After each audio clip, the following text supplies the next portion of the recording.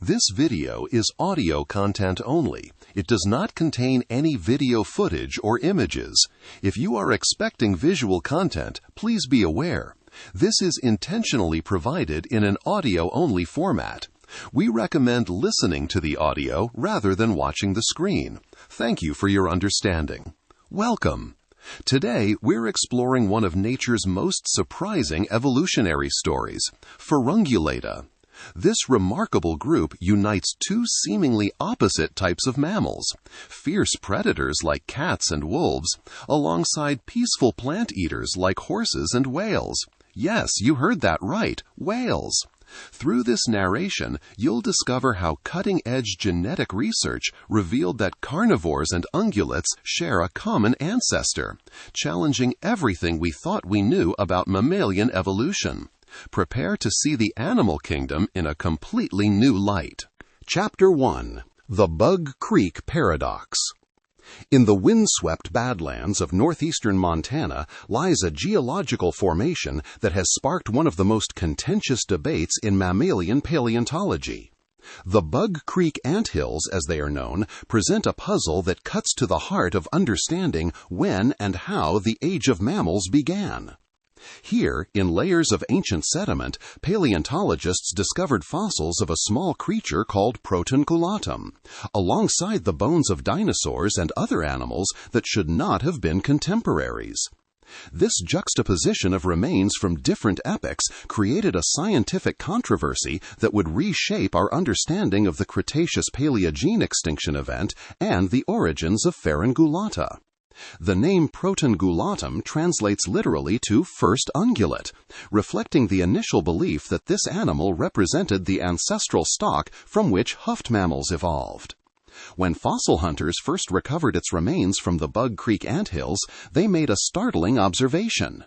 The sediments yielded not only these small mammal bones, but also fragments of non-avian dinosaurs and other creatures known exclusively from the Cretaceous period.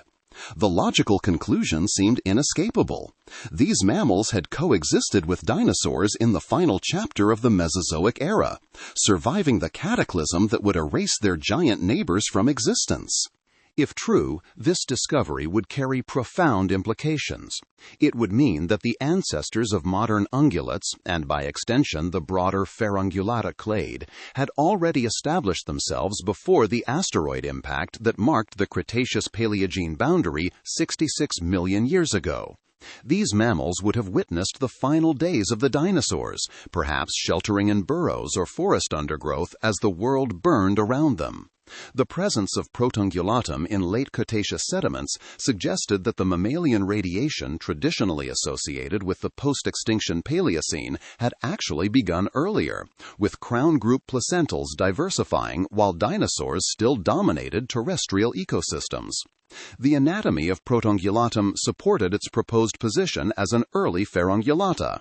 The genus was small, with teeth displaying a bunodont pattern, low, rounded cusps suitable for crushing both plant material and insects, rather than the high, sharp cusps specialized for meat or the tall, ridged grinding surfaces of dedicated herbivores.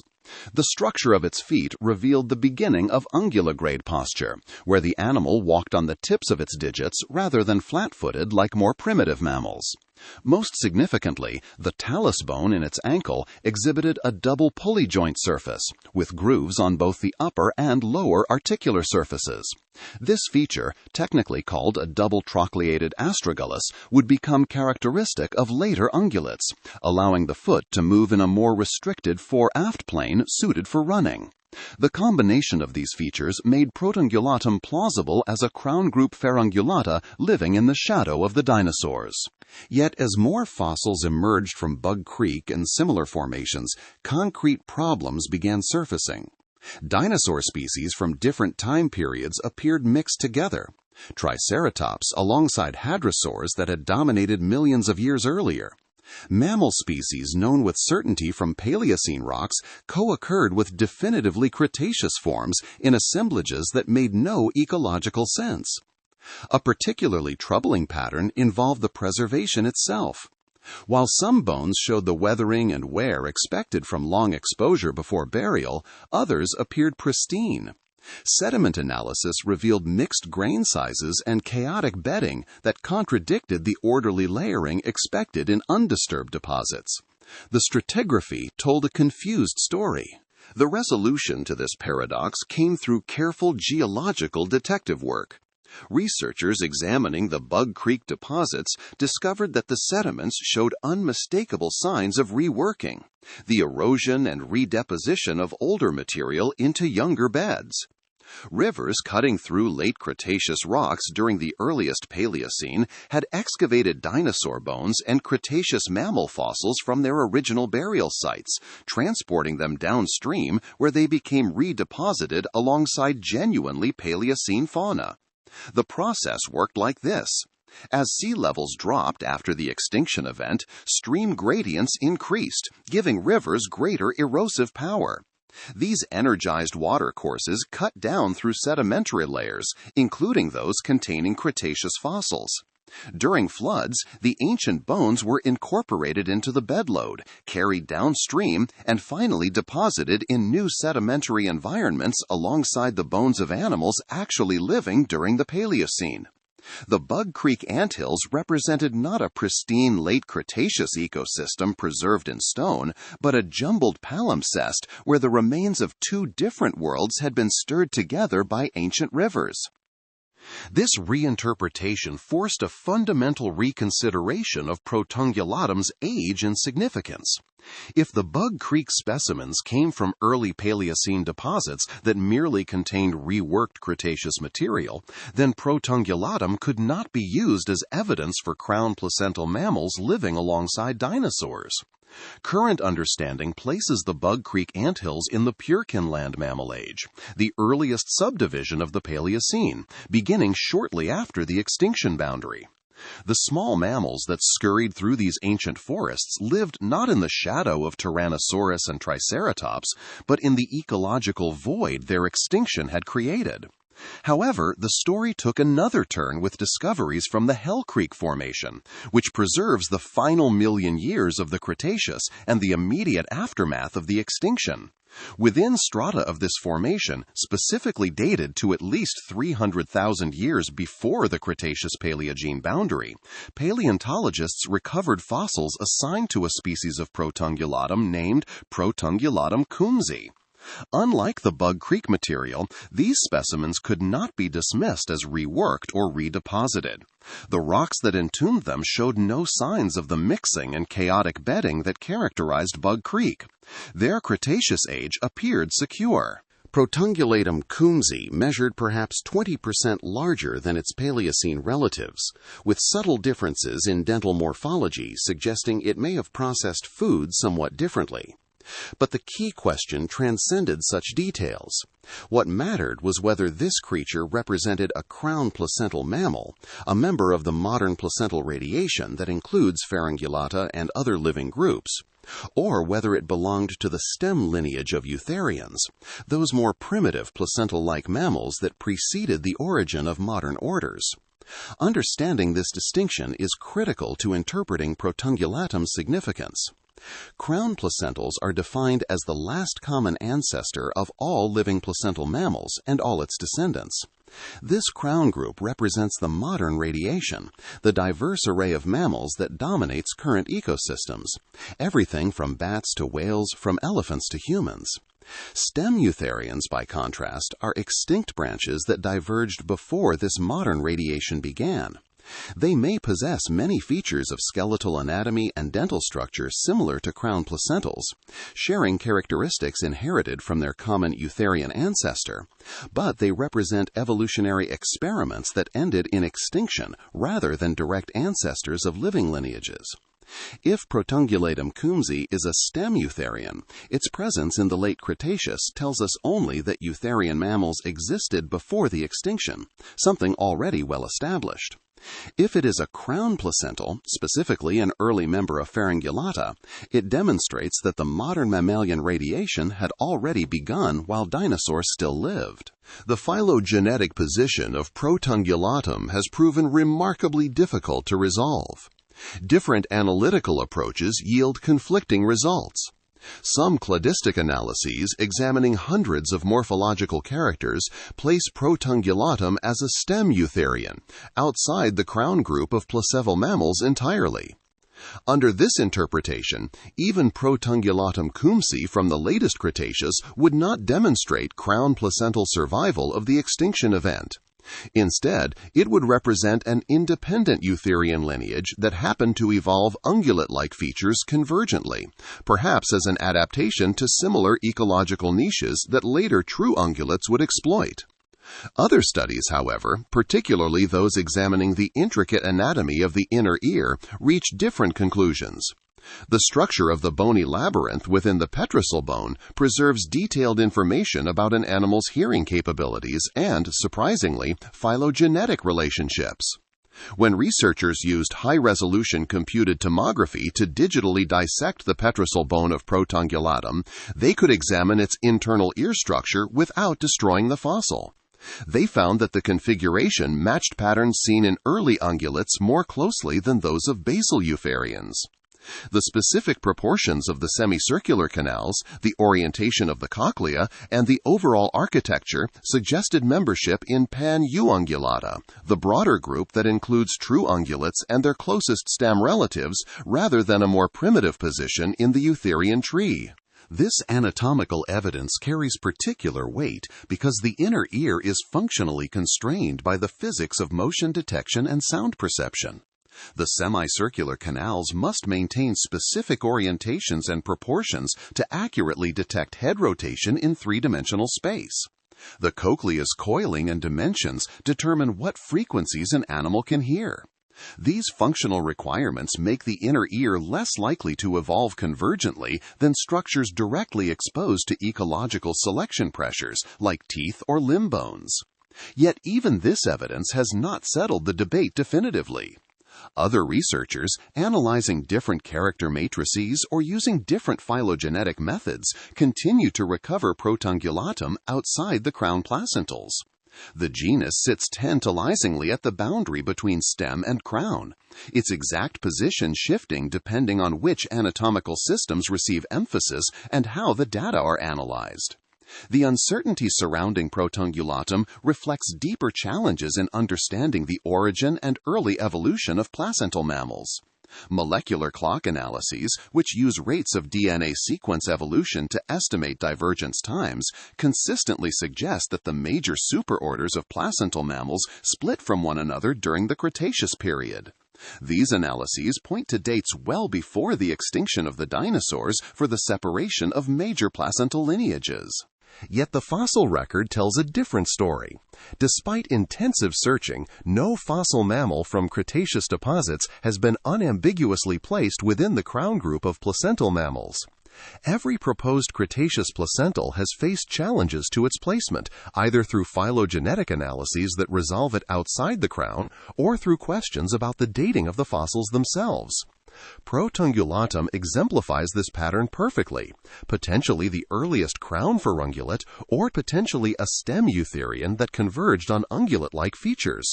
This creates a perplexing mismatch between molecules and morphology. If molecular clocks are correct, where are all the Cretaceous crown placentals? Why do definitively modern mammalian orders appear only after the extinction boundary? One possibility is that crown placentals did exist during the Cretaceous, but remained rare and geographically restricted. Their fossils might lie in deposits we have not yet discovered, or in regions not well represented in the paleontological record. The Cretaceous world was dominated by dinosaurs, and mammals remained mostly small, nocturnal, and presumably scarce. Perhaps they left few traces, their delicate bones scattered and destroyed by predators and decomposers before fossilization could occur. A small mammal in a world of multi-ton dinosaurs might leave barely any fossil signature. Alternatively, the molecular clock estimates might be systematically biased. Rates of evolution are not constant across all lineages or all time periods. Major ecological turnovers, like the end Cretaceous extinction, can trigger bursts of rapid evolution as surviving lineages diversify into newly vacant ecological niches. If evolutionary rates accelerated dramatically in the Paleocene, molecular clocks calibrated assuming more uniform rates would overestimate the antiquity of placental divergences, pushing them back into the Cretaceous when they actually occurred later. Recent analyses incorporating more sophisticated models of rate variation have tended to produce younger estimates more compatible with the fossil record, though significant uncertainty remains. If Protongulatum truly represents an early member of Pan-Ungulata living in the latest Cretaceous of North America, this places the origin of at least one major Ferungulata subdivision firmly before the extinction event. The subsequent Paleocene radiation would then represent not the origin of these lineages, but their ecological diversification after competitors were removed. Small generalized mammals like Protongulatum would have given rise to the spectacular array of forms that characterized the early Cenozoic, from tiny shrews to massive elephants, from flesh-rending carnivores to ocean-going whales. The dinosaur extinction would have been the trigger not for the evolutionary origin of modern mammalian groups, but for their ecological expansion into roles previously occupied by dinosaurs. Yet, if Protongulatum instead belongs outside the crown placentals, the timing shifts forward. Crown Ferungulata would have originated only after the extinction, in the window of opportunity created when dinosaurs vanished. The resemblance between Protongulatum and later ungulates would reflect convergent evolution or retention of primitive features rather than direct ancestry. This scenario better matches the first appearance of unambiguous crown order representatives in Paleocene deposits, but requires explaining why molecular clocks point to earlier origins. The geographical dimension adds further complexity to the Protongulatum debate. Remains from the Ravenscrag Formation of Saskatchewan, Canada, have been assigned to Protongulatum danae, one of the named species within the genus. These fossils may be Cretaceous in age, though uncertainty about the precise dating of the Ravenscrag Formation prevents definitive statements. If Protongulatum ranged across western North America in the latest Cretaceous and earliest Paleocene, this distribution would be consistent with an animal living on Laramidia, the western portion of North America that formed an island continent during much of the late Cretaceous, when interior seaways flooded the Central Plains. A Laramidian distribution would suggest Protongulatum was well established in this region, occupying multiple ecological settings across a broad geographic range. Beyond Protongulatum itself, the broader question of crown placental survival of the extinction remains open. Several other mammalian genera from the very end of the Cretaceous or earliest Paleocene have been proposed as potential crown placentals. Each faces similar challenges of phylogenetic resolution and dating precision. The pattern that emerges is of a mammalian fauna in transition, with forms that approach but perhaps do not quite reach crown placental organization in the latest Cretaceous, followed by a burst of diversification in the Paleocene that produces unambiguous representatives of modern orders. This pattern might reflect genuine evolutionary dynamics rather than merely sampling bias or analytical limitations. Perhaps the crown placental radiation did begin in the latest Cretaceous, with the earliest representatives morphologically similar enough to their stem eutherian predecessors that distinguishing them proves difficult. The extinction event would then have triggered accelerated evolution in these lineages, transforming relatively generalized forms like Protongulatum into the ecologically diverse assemblage that characterized Paleocene faunas. Under this scenario, the molecular and fossil evidence would be reconciled. Crown placentals originated before the boundary, but only became morphologically distinctive and ecologically dominant afterward. The Protongulatum debate thus encapsulates fundamental questions about mammalian origins. Did our modern fauna's deepest roots extend into the age of dinosaurs, or did they emerge only from the ashes of that world's destruction? The answer determines not just the age of Ferungulata, but how we understand the relationship between mass extinction and evolutionary innovation. Whether Protongulatum represents the last witness to the Old World or the first herald of the New remains, after decades of study, tantalizingly unresolved. Chapter 2. The Laurasian Radiation. The name Ferungulata combines two Latin roots, fera, meaning wild beast, and ungula, meaning hoof, an etymology that captures the unlikely marriage between predators and prey that defines this clade. This union of carnivores and ungulates, along with their unlikely cousins the pangolins and whales, traces its origin to a small creature that lived between 80 and 90 million years ago on the ancient northern supercontinent called Laurasia. From that ancestral mammal, no larger than a modern rat, would descend lions and horses, pigs and bears, camels and blue whales, a radiation so explosive that it would transform mammalian life across continents and eventually fill the world's oceans. The late Cretaceous ancestor of all living ferungulates remains unknown from fossils, forcing reconstruction through comparative anatomy and embryology. Beyond its small size, perhaps a few hundred grams, several features can be inferred with confidence. The creature possessed the complex placentation patterns that unite ferungulates: superficial blastocyst attachment to the uterine wall, amnion formation by folding rather than cavitation, a large allantoic sac for waste storage, and a temporary yolk sac placenta that would be replaced by the chorioallantoic placenta. These shared developmental features, conserved across the massive morphological gulf between a cat and a cow, point to common ancestry more reliably than adult skeletal anatomy. The animal's chromosomes, too, can be partially reconstructed. The ferungulate ancestor possessed 23 chromosome pairs plus an X chromosome, differing from its more ancient scrotiferan ancestor by only 5 rearrangements that accumulated over approximately 1 million years. This karyotype has remained remarkably stable across the subsequent 80 million years of evolution, with most ferungulate lineages retaining similar chromosome numbers despite profound changes in body size, ecology, and morphology. The anatomy of this ancestral creature would have been generalized. Its teeth served multiple purposes, suitable for processing both animal and plant material. The feet showed early specializations in ankle structure that would become diagnostic of later ferungulates, appearing even in modern cats and pigs as a shared inheritance from their common ancestor that lived while Tyrannosaurus stalked the northern hemisphere. By the time this ancestral ferungulate emerged, Laurasia had already begun fragmenting from the more ancient Pangaea. The Atlantic Ocean was opening as North America pulled away from Europe, though the separation remained incomplete.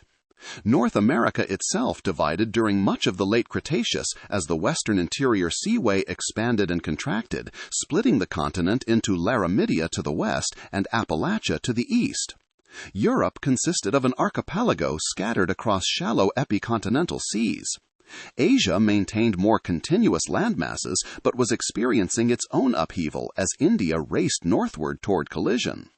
This geography of fragmented landmasses and temporary seaways created a mosaic of isolated populations, ideal conditions for evolutionary experimentation. The ferungulate lineage survived whatever catastrophe eliminated the dinosaurs 66 million years ago.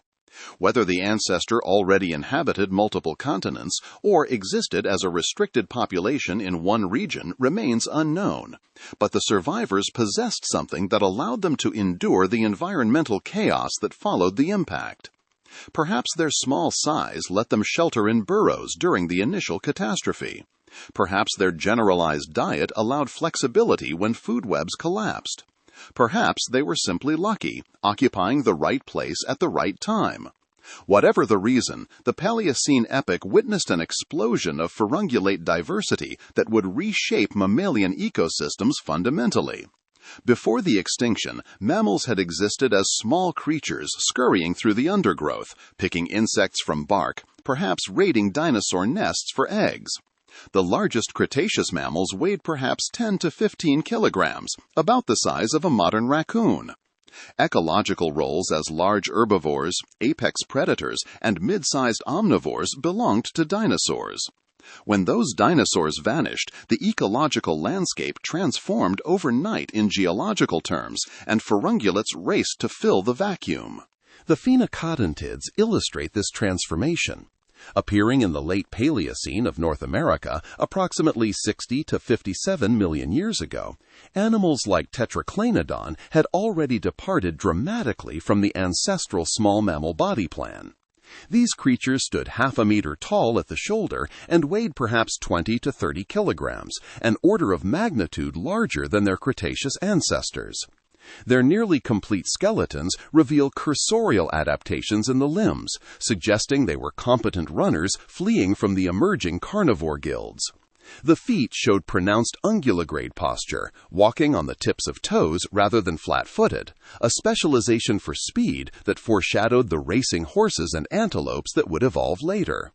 Their teeth possessed cusps arranged for processing plant material, documenting one of the first major radiations of mammalian herbivores. These phenocodontids represent stem members of Perissodactyla, the odd-toed ungulates that would eventually produce horses, rhinoceroses, and tapirs. Their North American origin would establish that continent as the primary theater for early horse evolution, though the group would eventually spread across all northern continents. The phenocodontids themselves would not survive past the early Eocene, but they demonstrated that the ungulate body plan, large size, cursorial limbs, herbivorous diet could evolve rapidly from small generalized ancestors when ecological opportunities arose. The arctocyonids show parallel evolution in carnivory. These stocky omnivores, ranging from the Paleocene through early Eocene across North America and Europe, possessed robust skulls and powerful jaws capable of crushing both plant material and bone.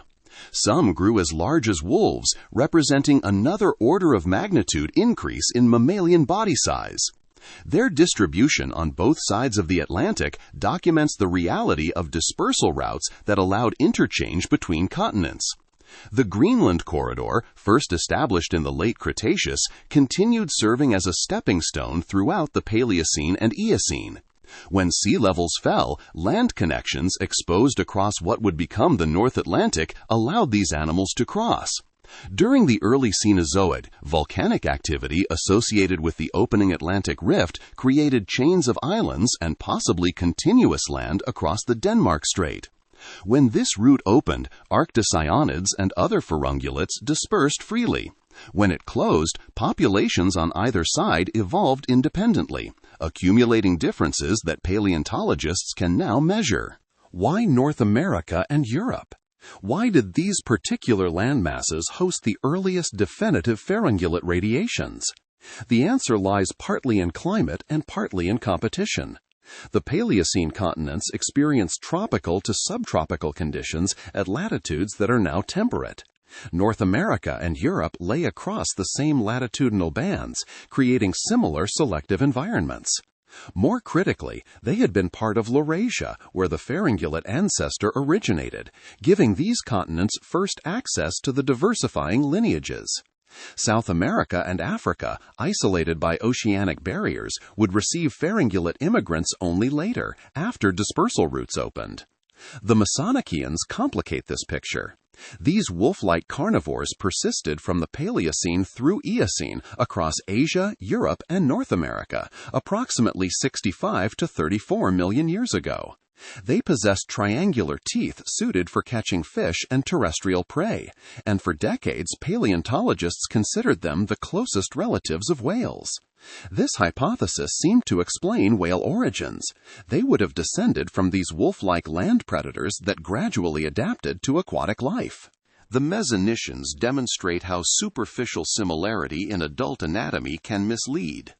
Despite their wide distribution and impressive diversity, they represent an evolutionary dead end, a basal Laurasian branch that diverged before the ferungulate radiation proper. Their dental similarities with early whales reflect convergent evolution toward carnivory, not shared ancestry. The mesanicians' failure to produce modern descendants, despite their apparent success for 30 million years, reminds us that Paleogene diversity was even greater than what survives today, filled with experimental lineages that ultimately went extinct. The South American ungulates, litopterns and not ungulates, reveal what happened when ferungulates reached isolated continents. These orders emerged in South America during the Paleocene and diversified into spectacular forms over the subsequent 60 million years. Litopterns included horse-like animals such as Thoatherium with its single-toed foot, as well as long-necked browsers like Macrochania. Knot ungulates ranged from rabbit-sized creatures to massive rhino-like Toxodon. Their independent evolution of hooves, high-crowned grinding teeth, and cursorial limbs demonstrates that given similar selective pressures, open grasslands, predation, seasonal climates, evolution produces similar solutions repeatedly. Recent protein sequence analysis recovered from fossil bone has confirmed the South American ungulates as ferungulates, specifically related to perissodactyls. Their ancestors must have reached South America very early, either before or shortly after the extinction event, then diversified in complete isolation as the continent separated from Africa and remained an island until the Pliocene, roughly 3 million years ago. This geographic isolation lasted approximately 60 million years, during which South American ferungulates evolved their own distinctive anatomy while facing their own predators and competitors completely independent of northern faunas. Geographic isolation shaped ferungulate evolution repeatedly. The Turgai Strait, a shallow seaway that periodically flooded Central Asia, separated Western Asia, with its European connections, from Eastern Asia. When flooded, mammalian faunas on either side evolved independently. When dry, faunas mixed and dispersed. This cycle of isolation and reconnection promoted speciation through repeated population separation, divergence, and secondary contact. The pattern appears again and again in the ferungulate fossil record. Distinct species assemblages on different landmasses, punctuated by sudden appearances of closely related forms indicating dispersal events. The Bering Land Bridge between Alaska and Siberia controlled interchange between North America and Asia. During periods of low sea level, a wide corridor allowed mammals to cross freely. During high sea levels, water barriers prevented most terrestrial dispersal. Throughout the Paleocene and Eocene, multiple episodes of exchange moved ferungulate lineages back and forth, creating the pattern where early horses appear in North America, but early rhinoceroses originate in Asia, while both groups eventually spread across northern continents. The Paleocene-Eocene thermal maximum, occurring approximately 56 million years ago, accelerated these patterns dramatically. Temperatures rose 5 to 8 degrees Celsius within a few thousand years, transforming ecosystems worldwide. The Arctic became lush forest, opening northern dispersal corridors that had previously been blocked by cold. Several modern mammalian orders make their first definitive appearance right at this boundary, including true perissodactyls and fully aquatic whales. The fossil record shows massive turnover, with many Paleocene groups going extinct and new forms appearing, suggesting the warming triggered competitive replacement and ecological reorganization. The Green River Formation of Wyoming and Utah, dating to the early Eocene around 50 million years ago, preserves a snapshot of the transformed mammalian world. Here we find early horses like Protohippus, still small with multiple toes, browsing on soft vegetation. Early carnivores like Vulpavus hunted in the trees. The community structure had fundamentally changed from the Cretaceous. Mammals now occupied every size class from shrew to bison, filled every trophic level from insectivore to apex predator, and exploited every habitat from forest floor to treetops.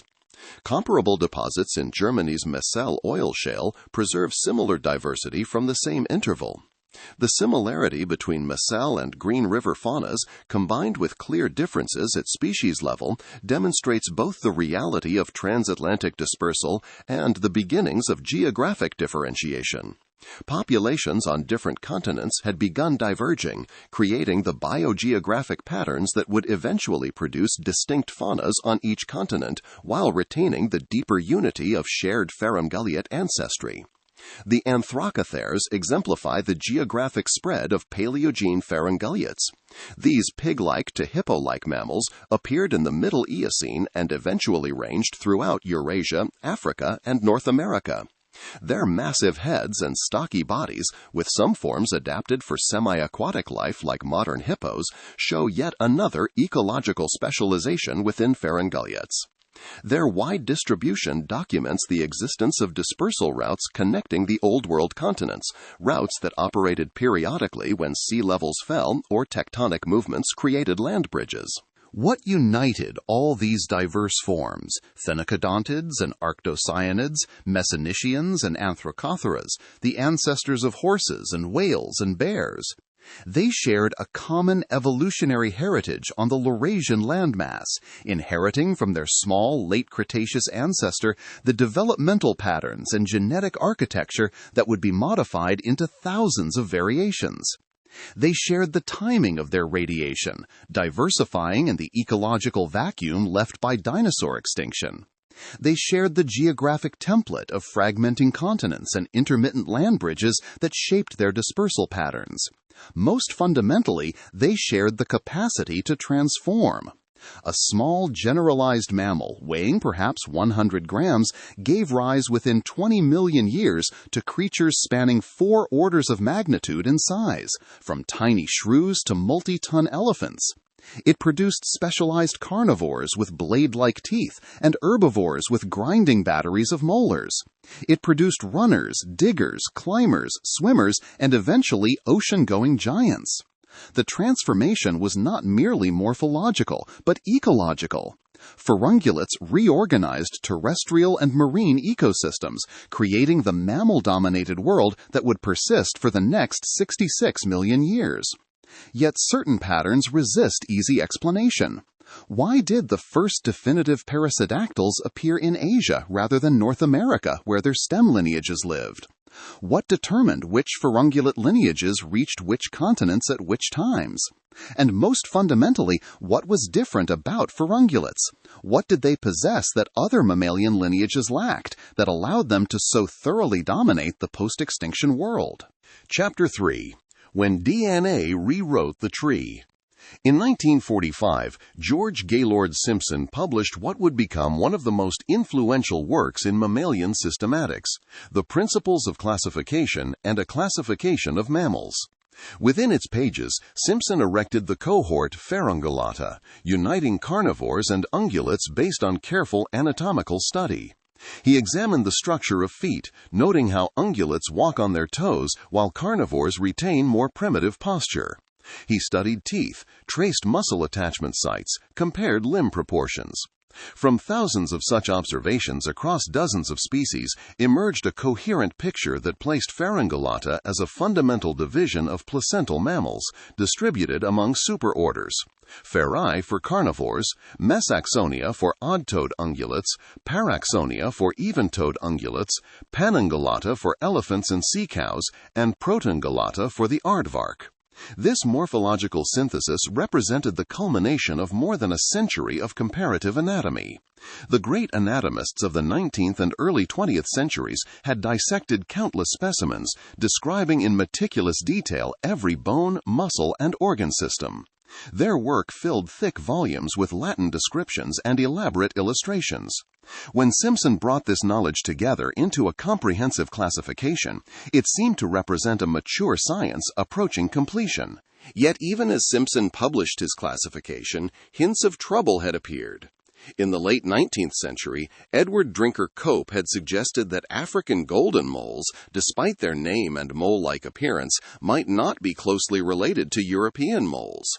The differences in skeletal structure were too profound, Cope argued, to represent mere adaptation to burrowing. His suggestion went largely ignored. The issue of elephant shrews presented similar puzzles. These long-nosed, long-legged animals from Africa hopped like tiny antelopes, but possessed features that seemed to ally them with insectivores. Simpson's classification handled such problematic groups by creating special categories or placing them tentatively while acknowledging uncertainty. The Tubulidentata, containing only the aardvark, stood alone as a peculiar order that seemed ungulate-like but fit nowhere comfortably. The mid-20th century brought new techniques that would ultimately overturn this morphological edifice.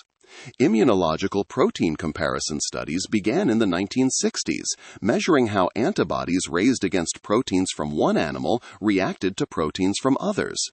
The degree of cross-reaction provided a rough measure of evolutionary distance. These early molecular studies produced results that sometimes matched morphological classifications and sometimes contradicted them. When contradictions arose, most researchers assumed the molecular techniques were imprecise. The real revolution began with DNA sequencing in the 1980s and accelerated dramatically in the 1990s. Researchers initially focused on mitochondrial DNA, the small circular genome inherited exclusively through the maternal line.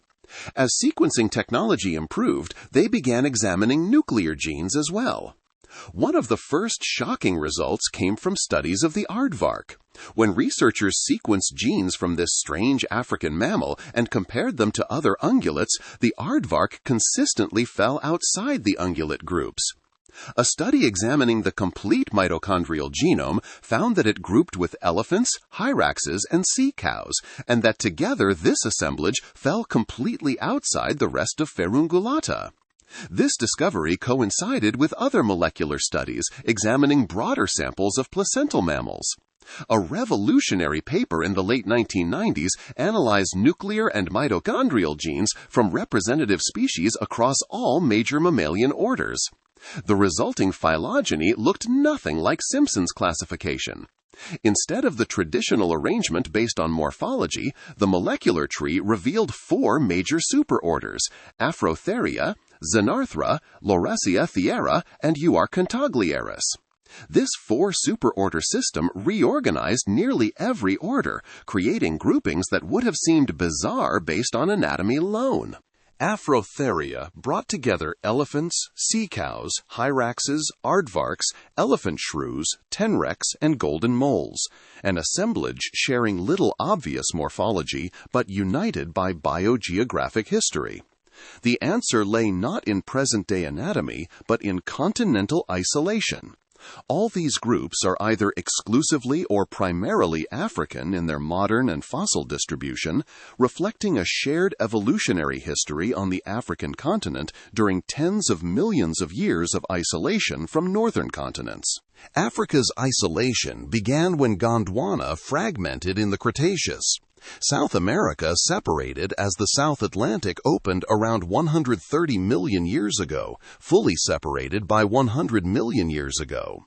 The Tethys Sea separated Africa from Europe and Asia, but this barrier proved complex and changing. During periods of low sea level, land connections formed between Africa and Eurasia, allowing limited faunal exchange. During high sea levels, Africa became an island continent. During the critical period of placental mammal diversification in the late Cretaceous and Paleocene, Africa appears to have been largely isolated. When the major placental superorders split from one another, Africa hosted its own distinct lineage. On this isolated continent, the common ancestor of Afrotherians diversified into the various orders we recognize today. These morphological specializations evolved within Africa, not from ungulates or insectivores that later reached Africa from the north. Simpson had assumed elephants were ungulates that happened to live in Africa, that sea cows were ungulates that became aquatic. The molecular data revealed instead that these groups had never been part of the northern Ferungulata radiation. They were African endemics, descendants of the Afrotherian ancestor that evolved in isolation. The removal of Afrotheria from Ferungulata eliminated roughly half of what Simpson had included in his original grouping. Gone were the elephants, sea cows, and hyraxes. Gone was the aardvark. The molecular revolution had stripped away entire orders, revealing that convergent evolution toward ungulate-like morphology had misled generations of anatomists into grouping together animals that shared no recent common ancestor. But if molecular phylogenetics took away elephants and their relatives, it gave back 2 groups that seemed equally improbable: whales and pangolins. The case of whales represented perhaps the most dramatic rearrangement in mammalian systematics. Since Linnaeus, whales had been recognized as mammals but seemed so different in their overall body plan that most classifications place them in their own order, Cetacea, well separated from ungulates. The streamlined bodies, flippered forelimbs, absent hindlimbs, and horizontal tail flukes appeared to represent such extreme modification for aquatic life that finding their closest relatives among land mammals seemed nearly hopeless. Morphological studies had long noted certain similarities between whales and ungulates. The teeth of early whales resembled those of some extinct ungulate groups, and certain ankle bones showed shared characteristics. But these similarities were often attributed to retention of primitive features or convergent evolution. Molecular studies in the 1990s began producing a startling pattern. When researchers sequenced genes from whales and compared them to other mammals, whale sequences consistently nested within Artiodactyla, the even-toed ungulates. Not just close to artiodactyls, actually within them, more closely related to some artiodactyls than those artiodactyls were to each other. Further studies pinpointed hippopotamuses as the closest relatives of whales among all living mammals, with the two groups sharing a common ancestor approximately 55 to 60 million years ago. This relationship seems bizarre, given that hippos are massive, barrel-bodied herbivores, while whales are streamlined, fully aquatic carnivores. Yet the molecular evidence is overwhelming, supported by numerous independent genes and by retrotransposon insertions, segments of DNA that insert at random locations and then get passed down to descendants, providing nearly perfect markers of evolutionary relationships. The fossil record shows a series of increasingly aquatic forms, from the earliest amphibious whales like Pachycetus, which could still walk on land, through progressively more specialized animals that lost functional hind limbs and developed flukes. These transitional forms confirmed their artiodactyl heritage through various skeletal features. The split between whales and hippos occurred approximately 55 to 65 million years ago in the Paleocene. The major diversification of whales into baleen whales and toothed whales happened around 34 million years ago. The entire transformation from land-dwelling artiodactyl to fully oceanic whale occurred within 30 million years. The geographic setting of whale origins ties into the same tectonic story. Early whales appeared along the shores of the Tethys Ocean, particularly in what is now Pakistan and India. The Tethys itself was closing as Africa moved northward and India approached from the south, creating a complex geography of seaways and coastal environments where semi-aquatic artiodactyls could gradually adapt to increasingly aquatic lifestyles. If whales represented extreme modification of the ungulate form, pangolins presented a different challenge. These scale-covered ant-eating mammals had long been classified with South American anteaters and sloths in Edentata. The reasoning seems straightforward. All these animals had reduced teeth or no teeth, possessed powerful claws for digging, and fed primarily on ants and termites. Molecular studies overturned this classification completely.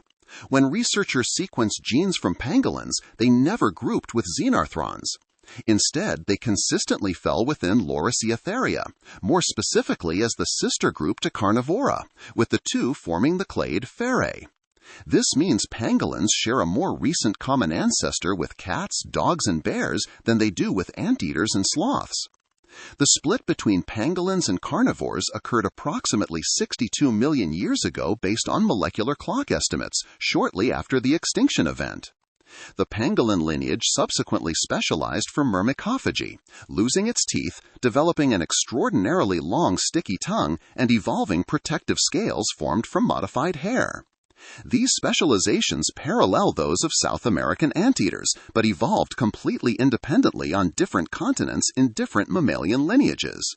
The biogeography of pangolins provides additional evidence for their Laurasiatherian affinities.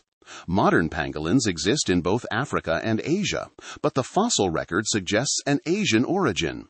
The earliest definitive pangolin fossils come from the Eocene of Europe from approximately 47 million years ago. The presence of pangolins in both Africa and Asia reflects dispersal from their origin point, with African forms representing later colonization rather than an ancient endemic radiation.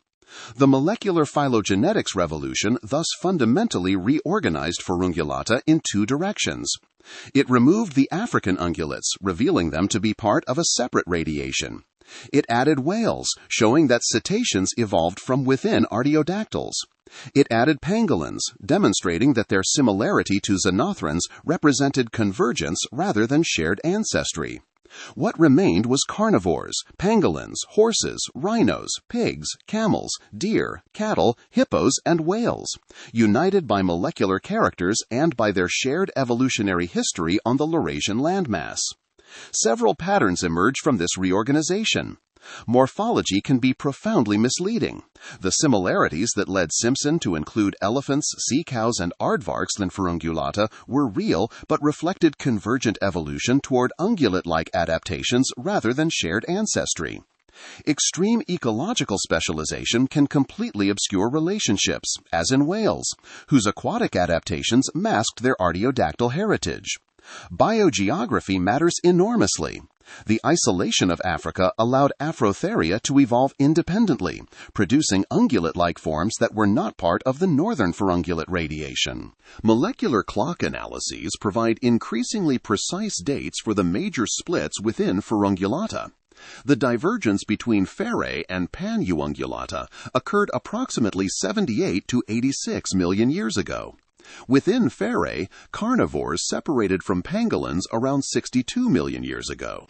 Within Ungulata, perissodactyls diverged from cetadartiodactyls approximately 68 million years ago.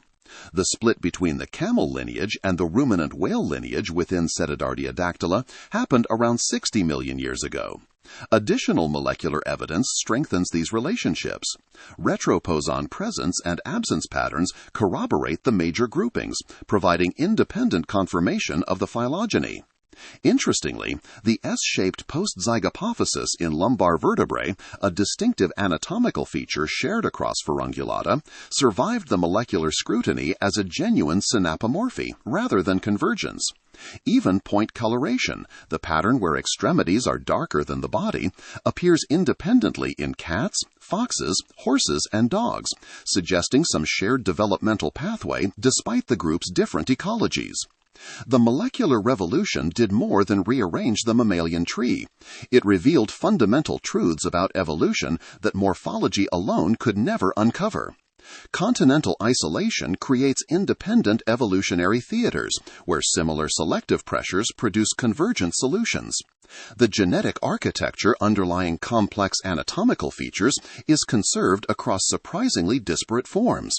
A whale and a pig share more recent ancestry than an elephant and a horse, however counterintuitive that might seem from examining their skeletons.